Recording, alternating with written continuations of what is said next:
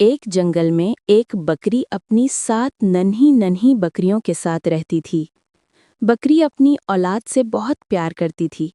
ایک دن جب وہ جنگل میں گھاس لینے جا رہی تھی تو اس نے بچوں سے کہا، میرے پیارے بچوں، میں گھاس لینے جا رہی ہوں، دروازہ کسی کے لیے نہ کھولنا۔ یاد رکھو، بھیڑیا بہت چالاک ہے، اگر وہ آیا تو تمہیں کھا جائے گا۔ بکریاں بولیں، جی امی، ہم احتیاط کریں گی۔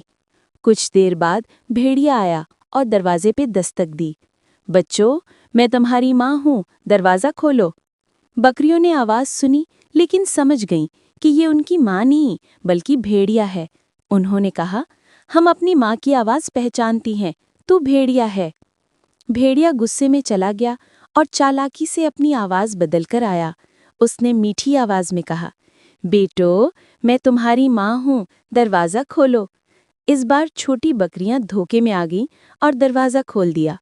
بھیڑیا اندر آ گیا اور سب بکریوں کو کھا گیا، بس سب سے چھوٹی بکری کونے میں چھپ گئی۔ جب بکری واپس آئی تو اس نے اپنی سب سے چھوٹی بکری سے سارا قصہ سنا۔ ماں بکری بہت دکھ میں تھی، لیکن اس نے ہمت نہ ہاری۔ وہ کلہاڑا اور سوئی لے کر باہر نکلی اور سوئے ہوئے بھیڑیے کو ڈھونڈ نکالا۔ بھیڑیا پیٹ بھر کر سو رہا تھا۔ ماں بکری نے آہستہ آہستہ اس کے پیٹ کو کاٹا اور اپنی سب بکریوں کو زندہ سلامت نکال لیا۔ پھر اس کے پیٹ میں پتھر ڈال کر دوبارہ سی دیا۔ جب بھیڑیا جاگا تو پیاس کے مارے کنویں پر گیا۔